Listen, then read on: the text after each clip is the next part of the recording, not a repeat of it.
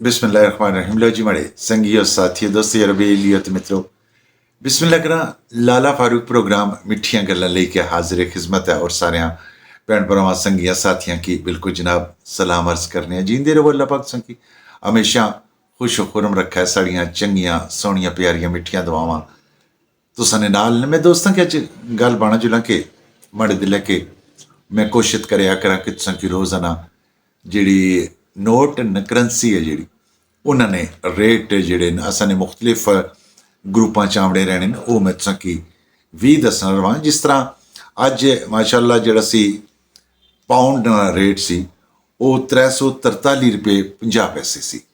अच्छा जी आहिस्ता आहिस्ता इसका रेट जिहड़ा मैं दोस्तों के बाणा जुला के घटना गया वै। पहले पाउंड बड़े दूर तक ला गया सी। लो जी तो इस तरीके नाल जिहड़ा वै यूरो वो 293 रुपये 50 पैसे है।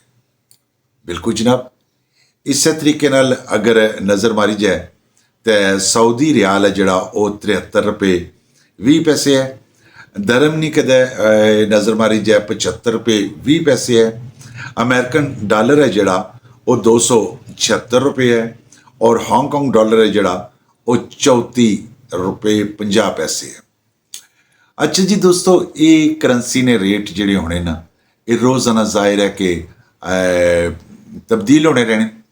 अज ना जिहड़ा रेट मुख्तलिफ ग्रुपां च दिता गया वो ये रेट दिता गया।